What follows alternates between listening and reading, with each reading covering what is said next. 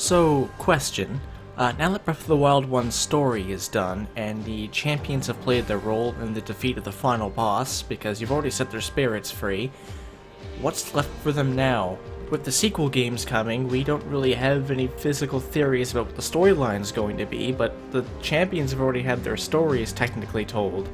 Now, there's a bunch of loose ends with their past and things like that, and stuff we don't know, but still, if we start off with all the power-ups again in the beginning of the next game, that wouldn't make sense because that would be unbalanced as all hell. That'd be completely broken. And story-wise, their spirits are chained to the divine beasts which have already served their purpose. So what then could they possibly do to affect the sequel? Well, personally, I think they might be able to shed light on how Mr. Dehydrated in the basement of Hyrule Castle actually died. Well, died in quotations, he's clearly still alive, it's just he's mummified and gross and malnourished and disgusting. I think each of the champions' pasts are going to reveal something about the original Ganondorf and not Ganon, who is locked in the basement of Hyrule Castle, and we'll likely get flashbacks to that here and there throughout the game. But what I really think is going to happen is that Sidon and the other siblings or descendants of the previous champions are going to take up the mantle and continue the fight in their place. The only problem with that theory is the only relatives or descendants of champions are Sidon and Yunobo. I keep almost forgetting his name, it's really weird. And on top of that, the only one to have any of the powers of their champion counterparts is Yunobo, who has Daruk's protection. Here's hoping they don't go inside of the divine beast and we have to go and get them by completing a dungeon in there again. Once was enough. But maybe these new chosen heroes of Hyrule could fight against Ganondorf and his rejuvenated refreshedness in their own way.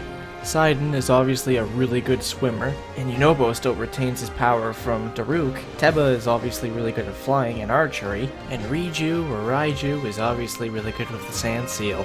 Don't know what else. Alternatively, when we do awaken Ganondorf, there's a chance he might steal the champion's powers away from us.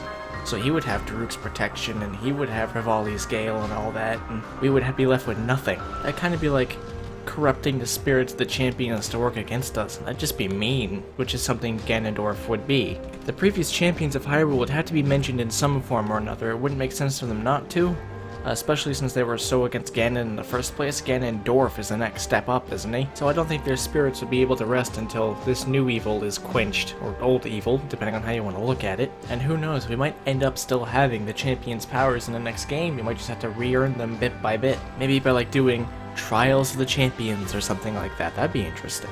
Or maybe we get more memories of the interactions between Link and the champions without Zelda in them, and they're just kinda chilling out. Because the last game was pretty focused on how Zelda could control her powers to seal away Calamity Ganon, and now we have a chance for some interaction between Link and those champions. Yes, of course, I realize Link and Rivali got a lot of screen time, but I can't stand that bird thing. Anyway, what do you think? Do you think the champions are going to hold any relevant kind of weight in the next games, or do you think they're just going to disappear? Be sure to comment your thoughts on this video below, like if you enjoyed it, subscribe if you want to see more of my content 2 to 3 times a week, hit that bell if you really want to see more of my content 2 to 3 times a week because YouTube is weird, and I hope to see all you beautiful people in the next video. Bye!